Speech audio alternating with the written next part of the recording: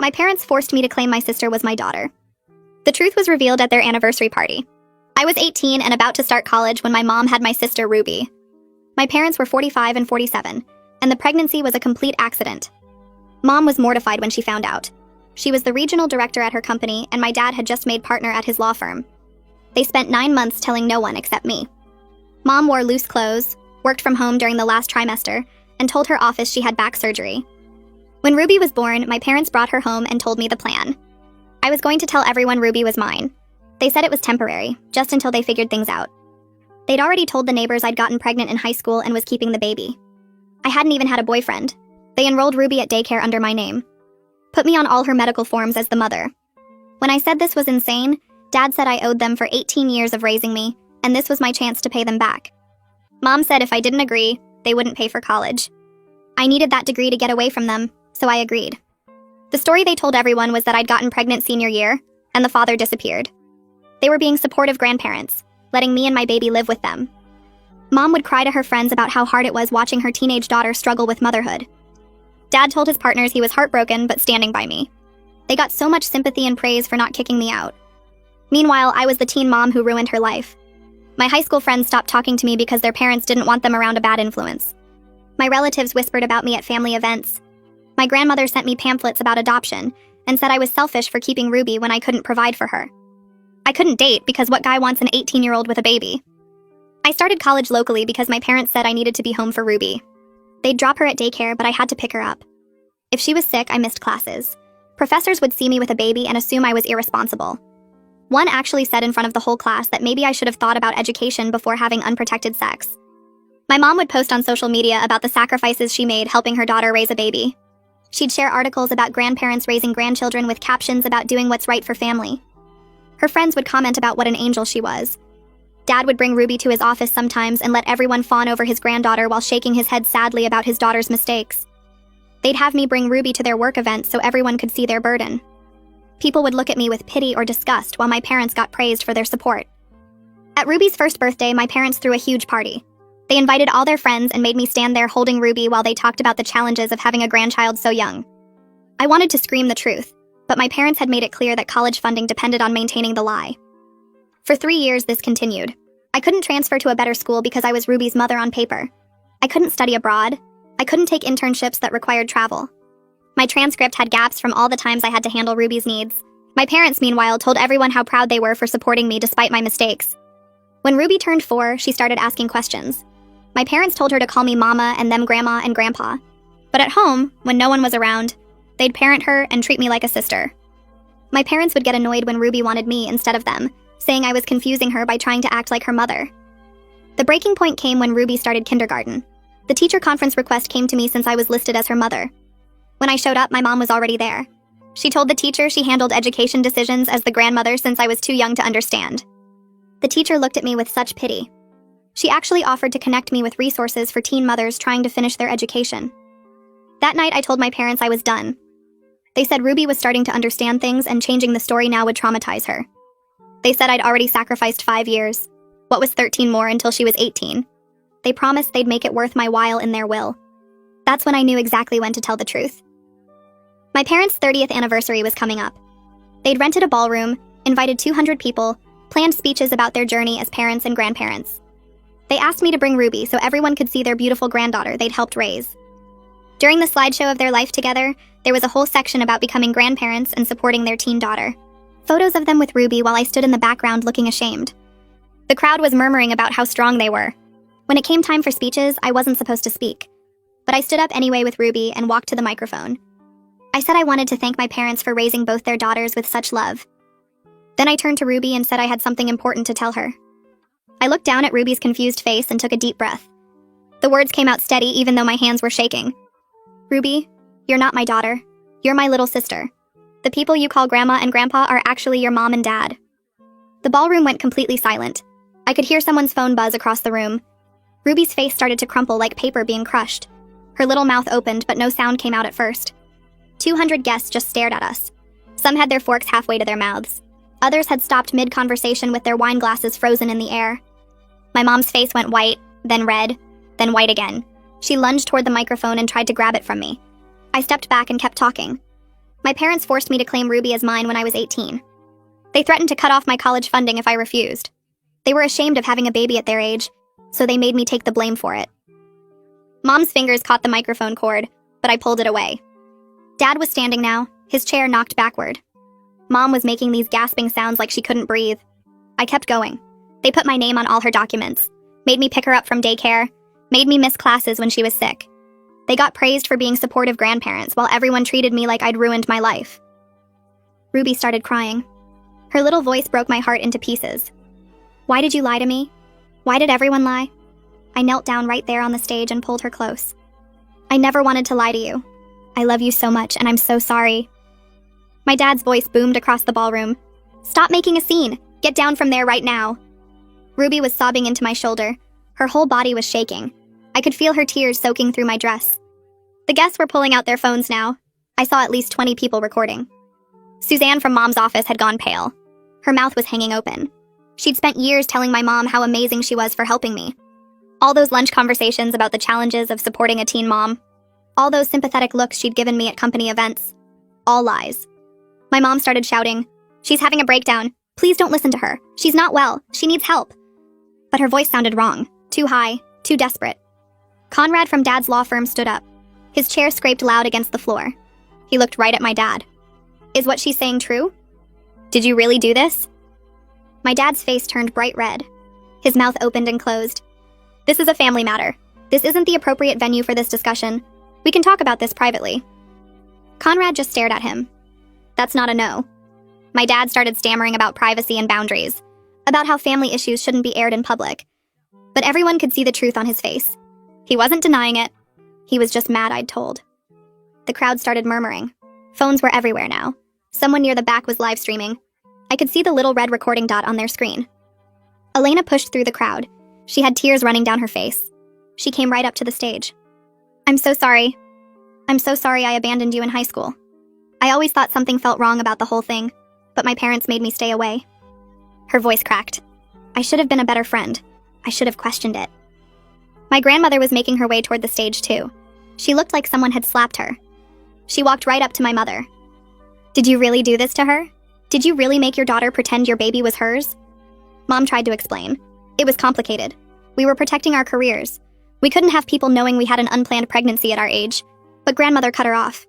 You're a coward. You made a child carry your shame. Ruby was clinging to me so tight I could barely breathe. Her face was buried in my neck. She kept asking the same questions over and over. Are you really my sister?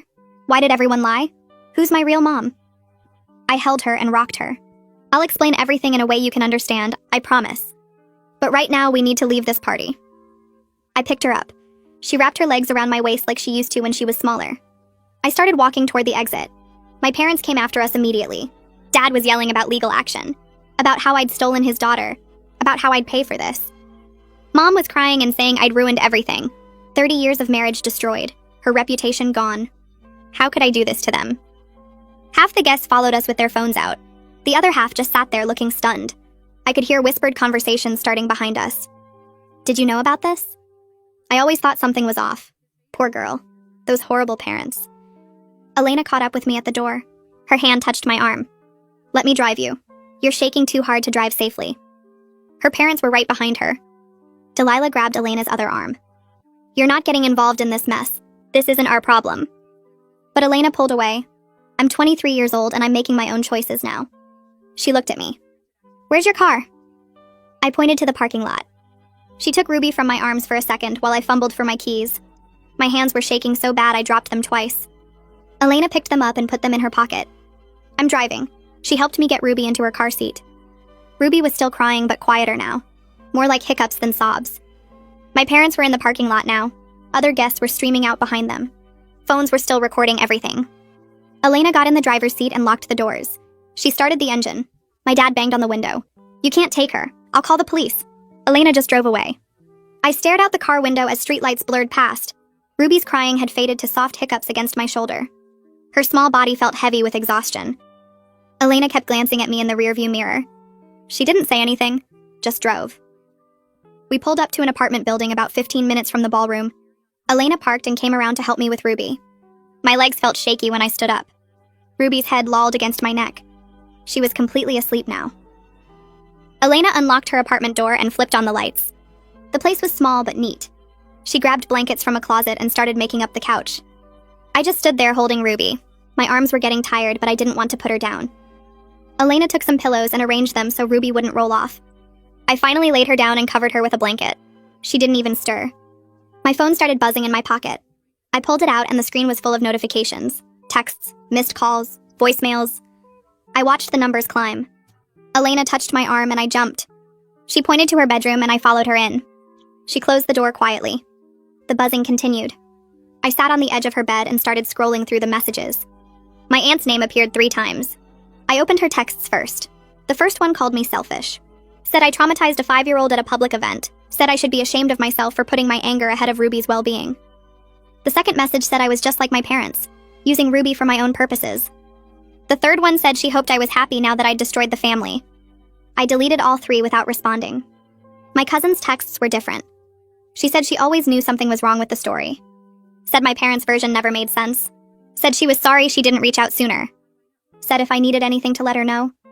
I saved those messages. More texts kept coming in. An uncle asking what really happened. A former neighbor saying she felt terrible for judging me. My mom's sister demanding I bring Ruby home immediately. Someone from my dad's office asking if the story was true. I turned off my phone and put it face down on the bed. Elena sat next to me. She didn't try to hug me or say anything comforting. She just sat there. That's when I started crying. Not the quiet tears from the ballroom. Real crying. The kind that makes your whole body shake. 5 years of holding everything in came pouring out. I cried about missing my friends. About the professors who looked at me with pity. About the guys who wouldn't date me. About the internships I couldn't take. About watching my parents get praised while everyone whispered about me. Elena put her arm around my shoulders. She said she was so sorry. Said she should have known something was wrong. Said she was a terrible friend for abandoning me. I told her it wasn't her fault. My parents were convincing. Everyone believed them. She squeezed my hand and said that didn't make it okay. Said she should have at least tried to stay in touch. Said she let her parents make decisions for her when she should have thought for herself. We sat there for a long time. I cried until my head hurt and my eyes felt swollen. Elena got me some water and tissues. Eventually, I stopped shaking. My phone was still face down on the bed. I didn't want to look at it again. Elena said I could sleep in her room and she'd take the chair in the living room. I said no. Said I needed to be near Ruby in case she woke up. We went back to the living room. Ruby was still asleep on the couch. Her face looked peaceful, like she wasn't carrying the weight of what she'd learned tonight. I sat on the floor next to the couch. Elena brought me a pillow and another blanket. She curled up in the chair with her own blanket. Neither of us talked. The apartment was quiet except for Ruby's breathing. I must have dozed off because I woke up to Ruby calling out. The clock on the wall said it was just after midnight. Ruby was sitting up on the couch looking around with wide eyes. She saw me on the floor and reached for me. I climbed up onto the couch next to her. She wrapped her arms around my neck. Then she started to say mama but stopped herself. Her little face scrunched up in confusion. She asked what she should call me now. My throat felt tight. I told her she could call me whatever felt right. Said we'd figure everything out together. Said it didn't have to be decided tonight. She was quiet for a minute. Then she asked if I was really her sister. I said yes. Asked if that was okay. She nodded against my shoulder. Said she always wanted a big sister. Said some of her friends at the school had big sisters and she thought it would be nice. I held her tighter. Told her I loved her no matter what she called me. She said she loved me too. Then she asked where Grandma and Grandpa were. I corrected her quietly. Said they were her mom and dad. She made a confused sound. Asked why they didn't want people to know. I said they made a mistake. Said sometimes grown-ups make bad choices because they're scared. Said it didn't mean anything was wrong with her. She asked if they still loved her. I promised they did. Said they just handled things the wrong way. She seemed to accept that. Asked if we could stay here tonight. I said yes. She settled back against me and closed her eyes. Within minutes, she was asleep again. I stayed awake.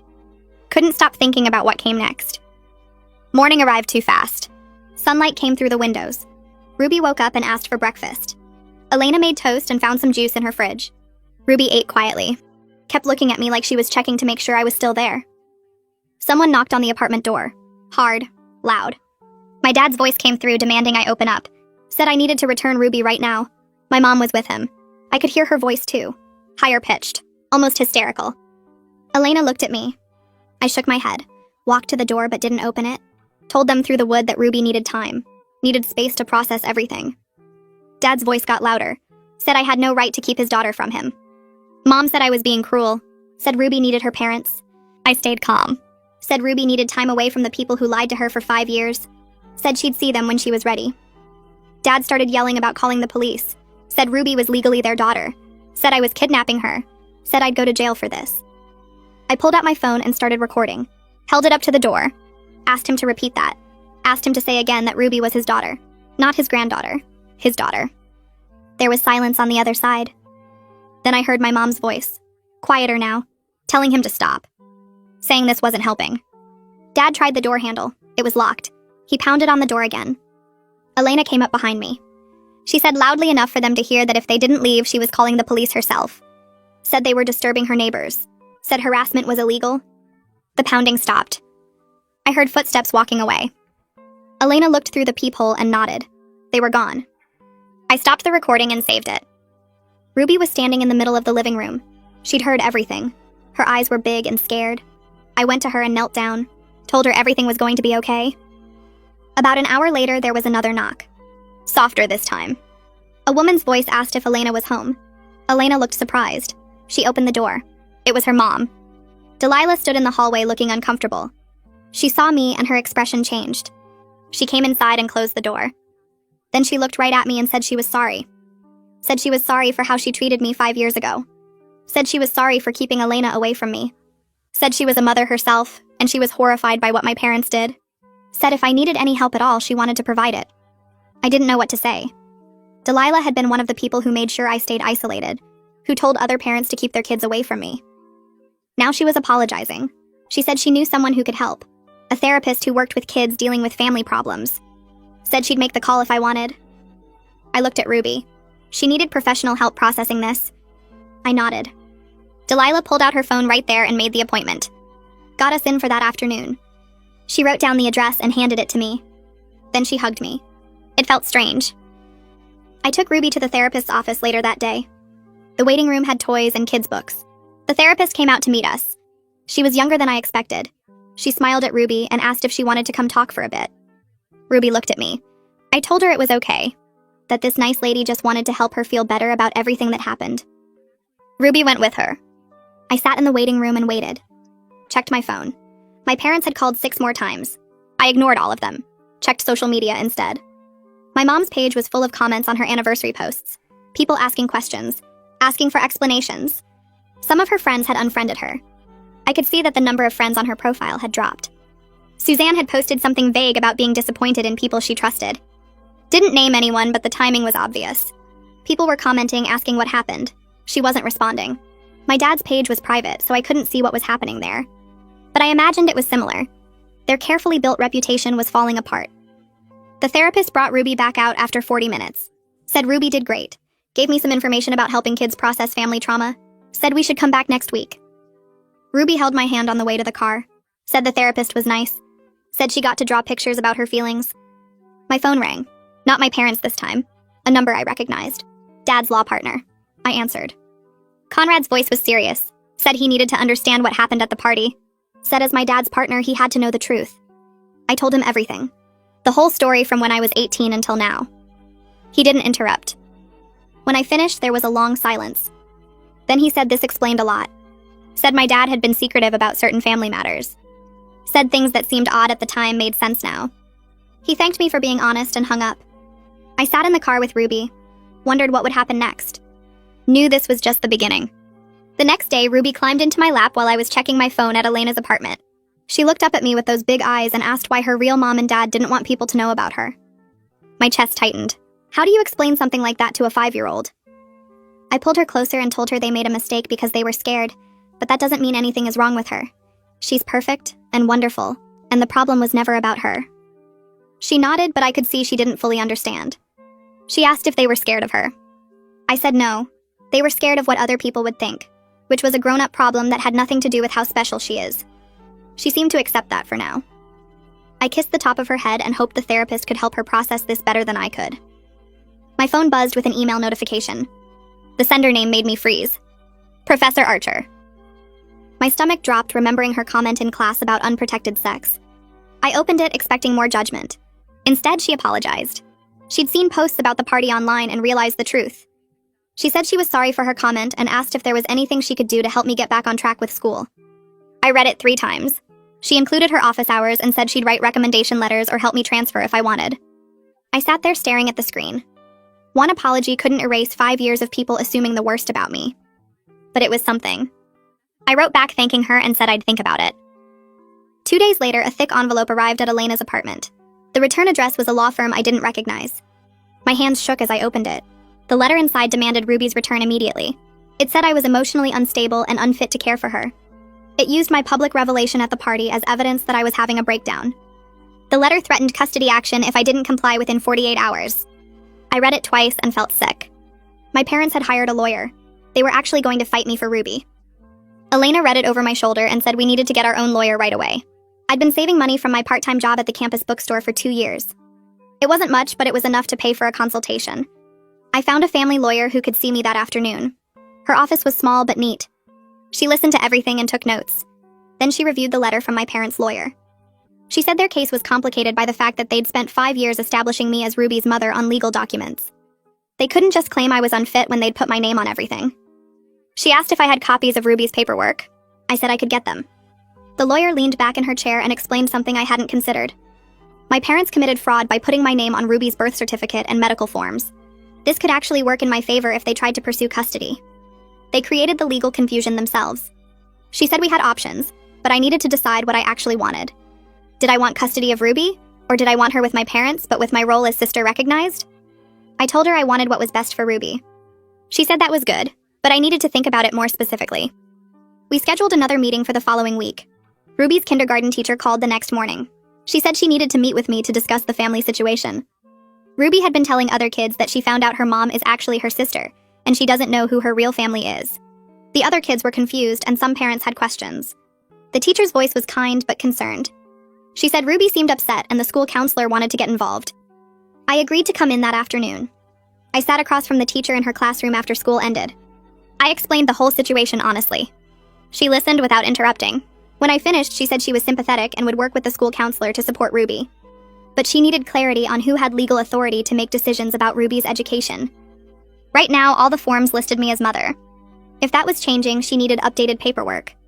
I told her I was working with a lawyer to sort everything out. She said to let her know as soon as possible because Ruby needed consistency. My phone started blowing up with notifications that evening. My parents were posting on social media. Mom's post talked about how hard it is to watch someone you care about have a mental health crisis. She didn't name me, but everyone knew who she meant. Dad shared an article about family conflict and the importance of professional help. Then I saw that Kendall Morris had posted something about watching someone spiral and refuse help. The comments were full of people expressing concern and support for my parents. Nobody knew the real story. They were spinning a new narrative where I was the unstable one. Elena came into the living room and showed me her phone. She'd been screenshotting my parents' old social media posts, all the ones where they took credit for raising their granddaughter. All the posts accepting praise for supporting their teen daughter. She'd saved dozens of them. The posts clearly showed them claiming to be devoted grandparents. She sent them all to my email and said this was evidence.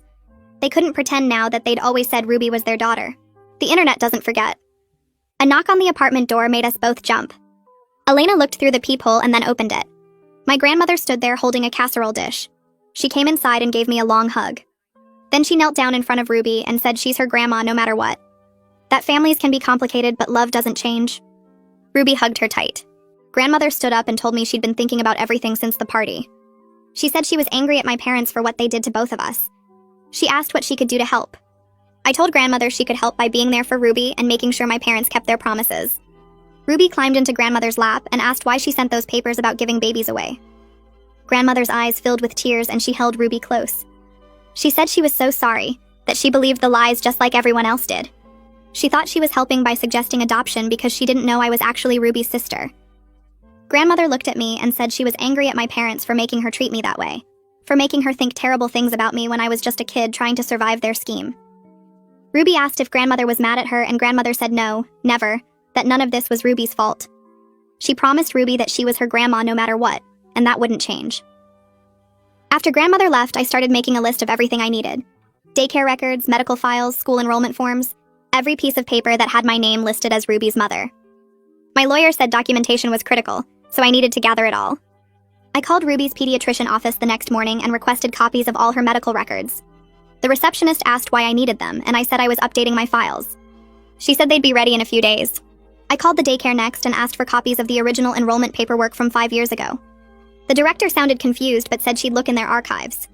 Ruby's kindergarten was easier since everything was recent. I filled out a records request form and they said I'd have copies within a week. Each phone call felt like gathering evidence for a trial, which I guess it was. 2 days later, my phone rang from a number I didn't recognize. A man's voice said he was Holden Thorne, Elena's father. He said he worked in the hospital administration, and he'd been thinking about what my parents did with Ruby's medical records. He said falsifying medical documents was serious, that it could constitute fraud. He offered to help me get documentation, and said he'd be willing to provide a professional statement about the implications of what my parents did. I thanked him and gave him my lawyer's contact information. Having someone with medical administration experience on my side felt huge. That same afternoon, a certified letter arrived at Elena's apartment addressed to me. It was from my parents' lawyer. I opened it with shaking hands. The letter offered a settlement where my parents would pay for me to finish college at any school I wanted, plus living expenses, in exchange for Ruby and my silence. The letter used careful language about moving forward as a family, and suggested we could all put this unfortunate situation behind us if I stopped making accusations and returned to the original arrangement. They were literally trying to buy Ruby and my compliance. I felt sick reading it. They still thought they could control me with money. I called my lawyer immediately and read her the letter. She was quiet for a moment, then said accepting their offer would mean giving up any claim to Ruby and potentially letting them continue controlling my life. She explained that settlements like this often included non-disclosure agreements that would prevent me from ever talking about what happened. She said we had a strong case if we wanted to fight, but it would be difficult and expensive. Family court cases could drag on for months. My parents had money for good lawyers. She asked what I wanted to do. I told her I wanted to fight. Ruby deserved better than parents who would trade her for silence. The next few days were hard. Ruby was adjusting to kindergarten and processing everything she'd learned, and it was too much for a 5-year-old. She had a really bad day where she came home from the school and just lost it at Elena's apartment. She started throwing her toys across the room and screaming that everyone lied to her. She said she didn't know who her real family was and she hated everyone. I tried to calm her down, but she pushed me away. Finally, I just sat on the floor near her and let her throw things and scream. When she wore herself out, I held her while she cried. I told her it was okay to be angry, that what happened to both of us wasn't fair. I said she could be mad at me and my parents and everyone because we all messed up. She cried until she fell asleep in my arms. Elena helped me clean up the thrown toys and neither of us said anything. The child psychologist called me that evening for an update. I told her about Ruby's meltdown, and she said that kind of reaction was normal and actually healthy. Ruby needed to express her anger. The psychologist said Ruby needed stability and consistency right now more than anything. She said whoever ended up as Ruby's primary guardian, the transition needed to be handled carefully to avoid more trauma. She emphasized that Ruby shouldn't be bounced between homes or used as a bargaining chip. I promised her that wouldn't happen. That night, I couldn't sleep. I lay on Elena's couch staring at the ceiling thinking about the anniversary party. Maybe I should have found a gentler way to tell Ruby the truth. Maybe I could have sat her down privately instead of revealing everything in front of 200 people. Ruby's pain was the hardest consequence to bear. I knew the lie couldn't continue forever, but watching her suffer because of how I chose to end it was crushing. Around 3 in the morning, I got up and went to the bathroom. I sat on the floor and just cried as quietly as I could. I didn't want to wake Ruby or Elena. But Elena must have heard something because she came in and sat down next to me. She didn't ask what was wrong, just sat with me while I cried. Finally, she said I was also a victim in this situation. She reminded me that I was barely an adult when my parents trapped me in their scheme. She said I did the best I could with an impossible situation, and Ruby would understand that someday. She said I needed to stop blaming myself for my parents' choices. My phone buzzed the next morning with a text from my cousin. She said several relatives had been talking privately about my parents' behavior. People were starting to remember other times my parents prioritized their image over family, and the pattern was becoming clear. She said my aunt remembered how my parents refused to help my uncle when he lost his job, because they didn't want people knowing they had family financial problems. My cousin said relatives were realizing the anniversary party revelation wasn't an isolated incident, but part of a bigger pattern of my parents caring more about appearances than actual family. I checked my phone the next morning and found a voicemail from my dad's office. It was from the receptionist saying Dad needed to call back right away about an urgent matter. I texted him asking what was going on, but he didn't respond. 2 hours later, my cousin sent me a screenshot of a text chain between family members. Apparently, word had reached Dad's law firm about what happened at the anniversary party. Conrad Powell had called an emergency meeting with the senior partners. My cousin said her mom heard from someone who knew someone at the firm that they were discussing whether Dad's personal conduct reflected poorly on the firm's reputation. I sat on Elena's couch reading and rereading that message. The firm cared about their image just like my parents cared about theirs. Now Dad was facing the same kind of judgment he'd forced me to endure for 5 years. Ruby came out of Elena's bedroom rubbing her eyes and asking for breakfast. I made her cereal and tried to act normal while my mind raced through what this meant. If Dad lost his job or had to step back from the firm, maybe my parents would finally understand what they'd put me through. The professional consequences they'd been so desperate to avoid were happening anyway, because they'd gotten caught. Around noon, there was a knock on Elena's door. I looked through the peephole and saw my mom standing there alone. No dad, no lawyer. She looked exhausted with dark circles under her eyes and her hair pulled back messily. I opened the door but kept the chain lock on. Mom asked if we could talk privately. She said she wanted to explain her side of things. I looked back at Elena, who was sitting with Ruby on the couch. Elena nodded and said she'd keep Ruby occupied. I let my mom inside and we went to the kitchen while Elena turned on a cartoon for Ruby in the living room.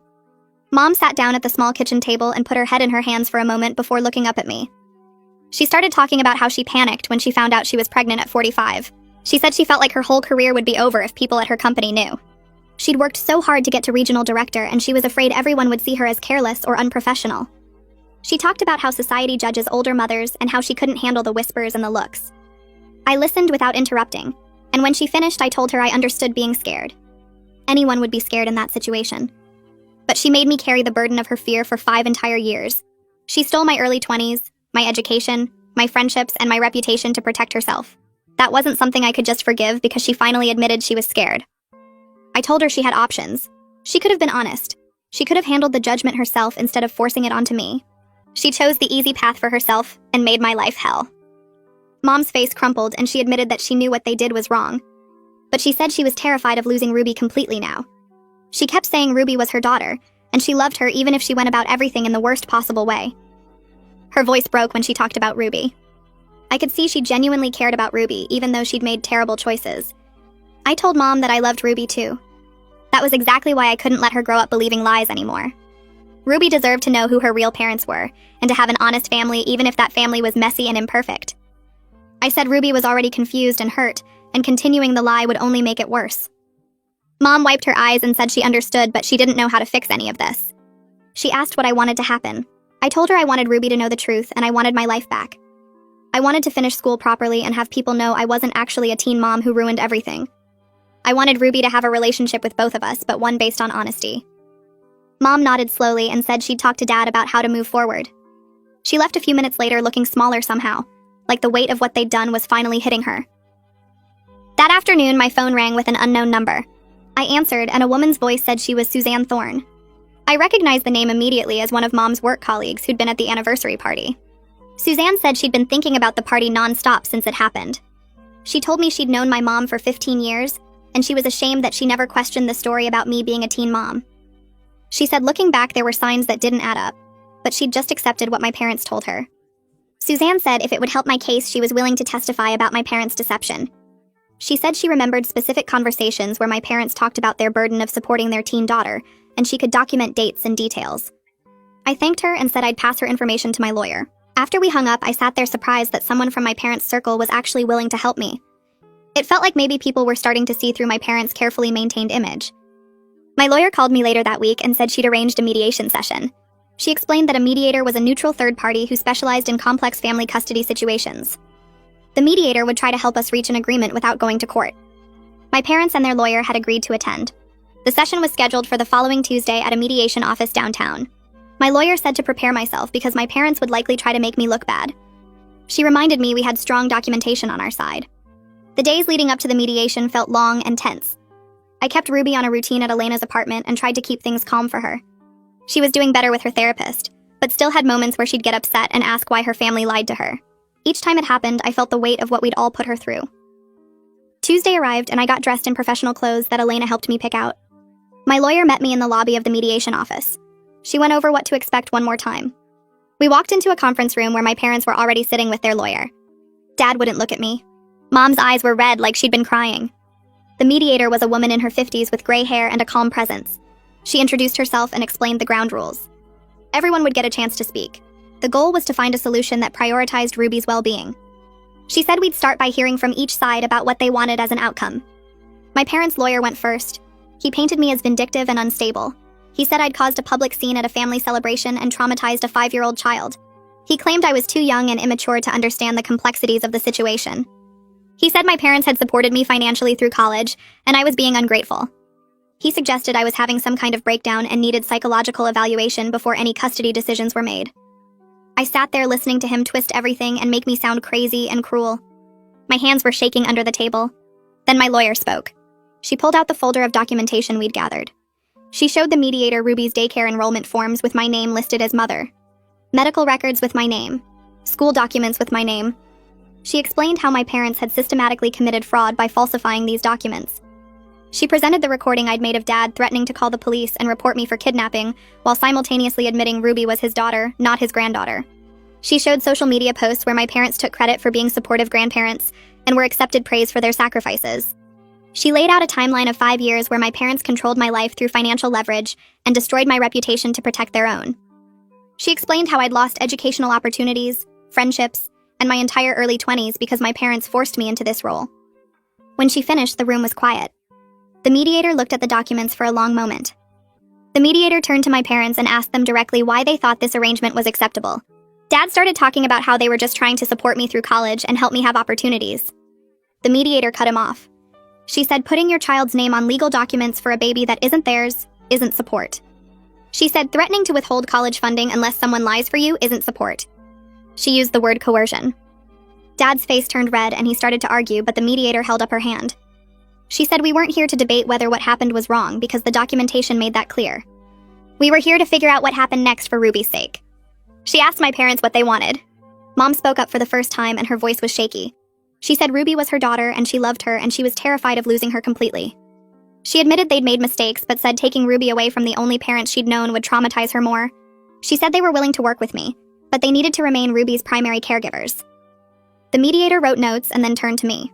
She asked what I wanted. I said I wanted Ruby to know the truth and to have an honest relationship with everyone. I said I wanted to finish my education properly without the burden of being listed as Ruby's mother. I said I wanted regular time with Ruby because I loved her and she was my sister. I said my parents needed to publicly acknowledge what they'd done, so my reputation could be repaired. The mediator nodded and said she'd prepare some options for us to consider. I watched Mom's face crumple as the mediator waited for her response. Her hands twisted in her lap and she looked smaller than I'd ever seen her. She took a shaky breath and started talking about how scared she was when she found out she was pregnant at 45. She said all her colleagues were younger women climbing the corporate ladder, and she felt like being pregnant at her age made her look careless and unprofessional. She talked about how she'd worked so hard to build her reputation as someone who had it all together, someone who made smart decisions, and an unplanned pregnancy didn't fit that image. Then her voice broke and she admitted she couldn't face the judgment, so she made me take it instead. She said she knew it was wrong, but she was too ashamed to be honest, and by the time she realized how badly she'd hurt me, she was in too deep to fix it. The mediator wrote notes without looking up, and I sat there feeling strange because this was the first time Mom had actually explained herself instead of making excuses. It didn't make what she did okay, but at least it was honest. The mediator asked if Ruby's therapist had provided any documentation about how all this was affecting her. My lawyer pulled out a folder and handed over several pages. The mediator read through them carefully while we all sat in uncomfortable silence. She explained that the therapist had outlined Ruby's current state pretty clearly. Ruby was confused about who her real family was and felt betrayed by everyone she trusted. She was having nightmares and acting out at the school because she didn't know how to process what she'd learned. The therapist said Ruby needed honest relationships with both me and our parents moving forward, but she'd been seriously harmed by years of deception. She recommended family therapy for all of us and said Ruby needed stability while she worked through her feelings. The mediator looked at my parents and said this wasn't just about what they wanted anymore. Ruby's well-being had to come first, and that meant acknowledging the damage that had been done. The mediator spent the next 20 minutes laying out a proposal. She said my parents would keep legal custody of Ruby since they'd been her primary caregivers for 5 years, and removing her completely would cause more trauma. But all documents would be corrected to show I was Ruby's sister, not her mother. I'd have guaranteed visitation rights that my parents couldn't take away, with a schedule we'd all agree to. She said this plan recognized reality while giving Ruby the stability she needed during her adjustment period. My parents would pay for family therapy and for correcting all the legal documents they'd falsified. They'd also fund my education at a better school since they'd used college money to control me. The mediator made it clear this wasn't a suggestion. She said if we couldn't agree to something like this, we'd end up in court, and a judge would likely be much harder on my parents given the evidence of fraud and coercion. Over the next few weeks, word spread through my parents' social and professional circles about what really happened. I started hearing about it from relatives who got phone calls from mutual friends asking questions. My aunt told me that people were talking at her book club after someone mentioned seeing posts about the anniversary party drama. Dad's law firm became a source of gossip when clients started asking partners about the situation. I heard through Elena that her dad Holden had been at a business lunch where someone brought up the story about a lawyer who forced his daughter to pretend his child was hers. Mom's office was apparently buzzing with conversations about whether anyone had suspected the truth. Suzanne stopped liking Mom's social media posts, and I noticed other colleagues did the same. The carefully constructed image my parents had built for 5 years was falling apart as people realized they'd been manipulated into praising parents who were actually abusing their daughter. Dad came home one afternoon looking like he'd aged 10 years. He went straight to his study, and I heard him on the phone with someone, his voice tight and angry. Later that evening, he told Mom that Conrad had called him into a meeting with the management committee. They'd asked him to consider early retirement. Conrad had been careful with his words, saying they couldn't force him out, but they were making it very clear that his partnership wasn't valued anymore. The firm was worried about the ethical questions surrounding his personal conduct. Dad kept saying it wasn't fair, that his personal life shouldn't affect his professional standing, but Mom just stared at him. She asked how he thought I felt when my personal reputation got destroyed because of their lies. Dad didn't have an answer for that. A week later, Mom came home from work looking defeated. She'd been expecting a promotion to vice president that she'd been working toward for 2 years. Her boss had taken her to lunch and explained that the position was going to someone else. He didn't say it was because of the situation with Ruby, but Mom knew. She told me about it that night when I came to pick up some of my things from the house. She said this was exactly what she'd been afraid of, that having Ruby had ruined her career anyway. I looked at her and felt nothing but exhaustion. She'd sacrificed my reputation and 5 years of my life to protect her career, and now she was losing it regardless. The difference was that she'd made her own choices and was facing consequences she deserved, while I'd had no choice at all. I refused to let myself feel guilty about what my parents were going through. They'd had 5 years to come clean and chose not to. They'd had countless opportunities to tell the truth before it got this bad, but they only cared about the consequences now because they got caught publicly, instead of being able to control how the story came out. If I hadn't spoken up at that anniversary party, they would have kept the lie going for another 13 years like they'd planned. They weren't sorry about what they did to me. They were sorry they couldn't manage the fallout the way they wanted to. Every time Mom tried to talk about how hard things were for them at work, I reminded her that she'd made me miss classes, lose friendships, and get judged by strangers for years. Every time Dad complained about Conrad and the firm, I pointed out that he'd threatened to call the police on me for kidnapping when Ruby was his own daughter. They wanted sympathy, but they'd used up any I might have had. The major confrontation happened on a Saturday when my parents showed up at Elena's apartment unannounced. They'd been calling and texting all week trying to discuss the mediator's proposal, but I'd been avoiding them because I needed space to think. Dad pounded on the door until Elena let them in, looking nervous. My parents stood in her tiny living room and demanded to know what I wanted from them. Dad's face was red and his voice was loud as he said they'd agreed to the custody arrangement and the therapy and paying for school, so what else did I need? Mom stood beside him with her arms crossed, waiting for my answer. I took a breath and told them I wanted them to publicly acknowledge what they did. Not just to family and close friends, but actually admit it.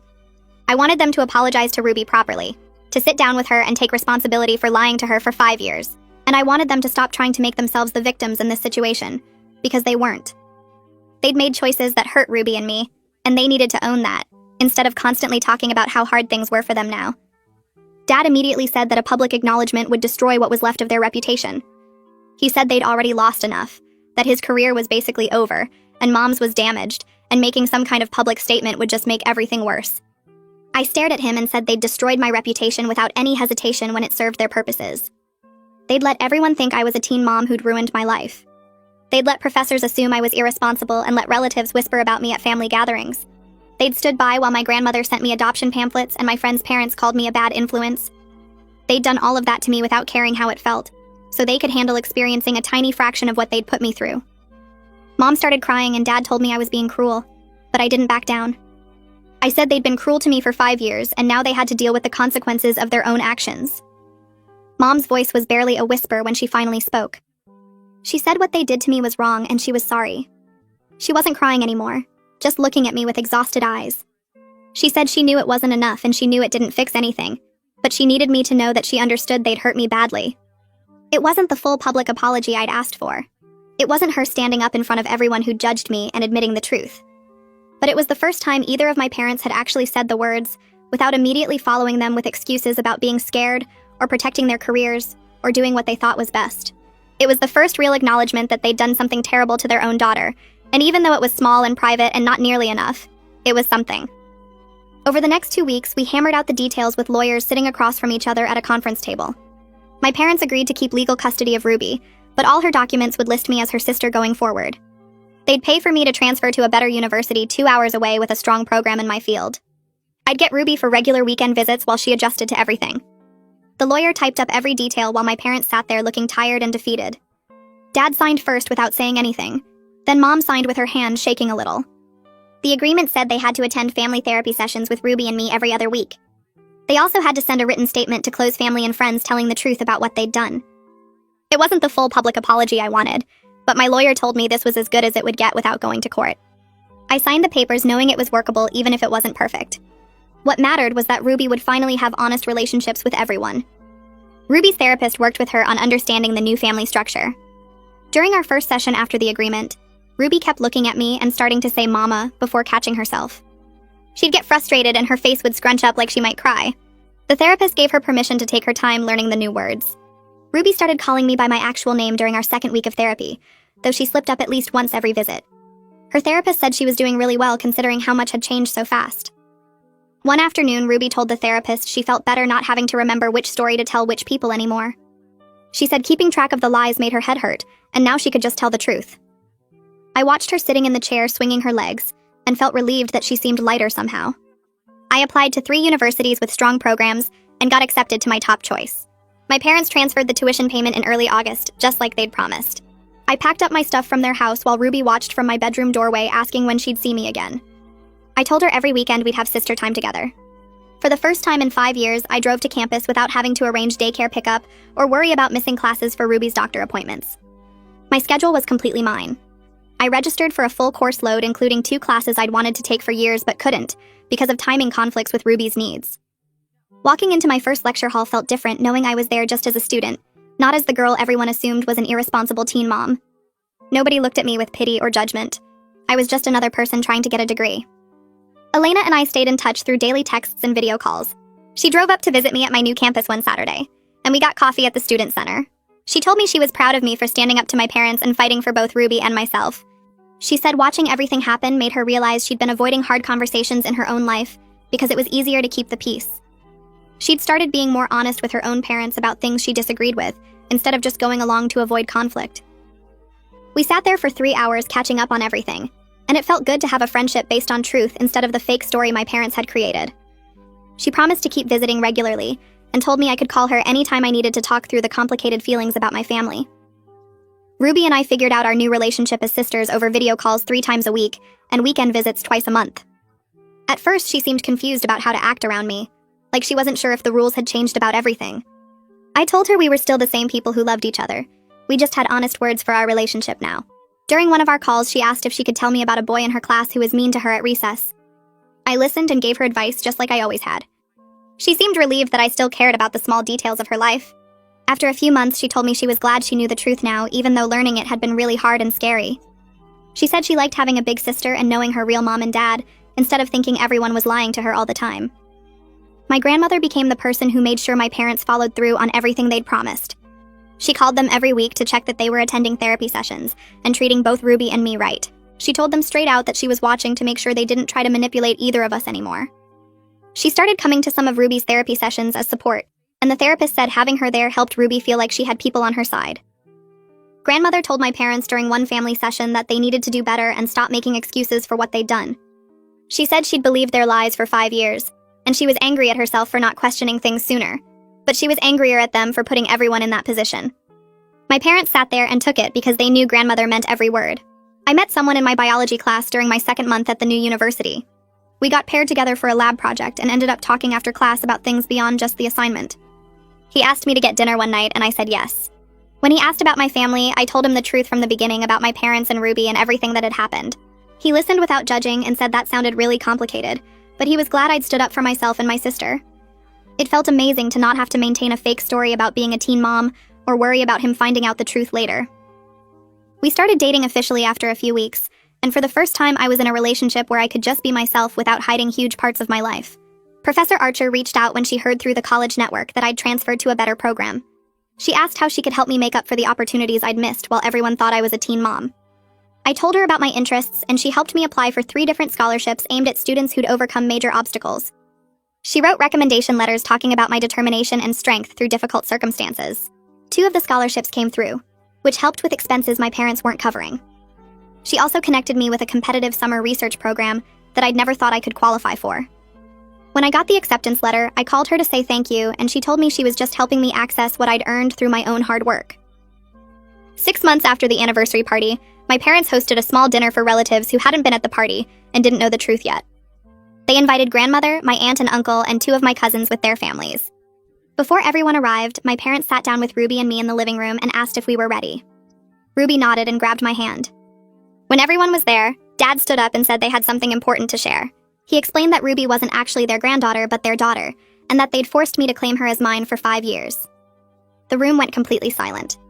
My aunt's face went through about 5 different expressions before she finally asked why they would do something like that. Mom explained about being scared of how it would affect their careers.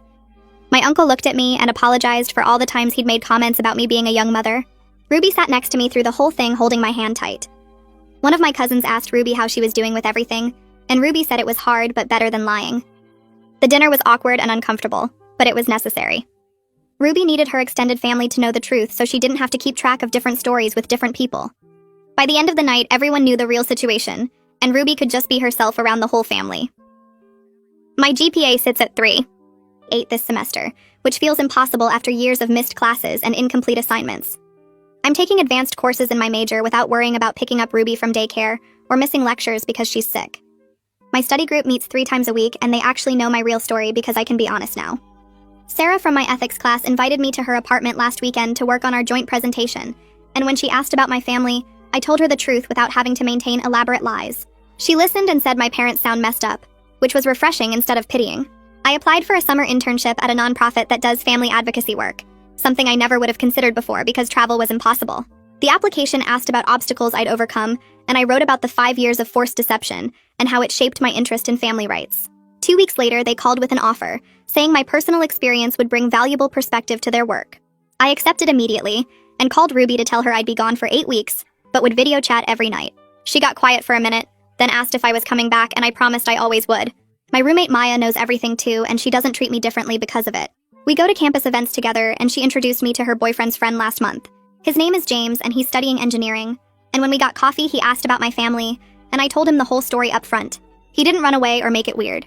He just said that took guts to expose and asked if I wanted to see a movie sometime. Ruby comes to visit every other weekend now, taking the campus shuttle with Mom, who drops her off and picks her up without coming inside. Last Saturday, Ruby and I walked around campus and got ice cream from the student union. She held my hand and asked questions about my classes and my friends. We sat on a bench near the library, and she swung her legs and said she liked visiting me here. Then she looked up at me with her serious face and told me she was happy she has a big sister now. She said everything was confusing and scary when she found out the truth, but she likes that our family doesn't have secrets anymore. She said it's better knowing the real story, even though it hurt at first. I felt something shift in my chest hearing her say that, realizing we both got something important from the mess of that anniversary party. The truth was hard and ugly, and it damaged relationships that might never fully heal. But it gave us both the chance to have real, honest relationships instead of ones built on lies. Ruby knows who her parents actually are now, and I'm not carrying around a fake identity that poisoned everything I tried to do. That's worth the destroyed reputations and the family tension and all the awkward conversations we'll keep having for years. Ruby and I can build something genuine now, and that matters more than protecting anyone's image or avoiding difficult truths.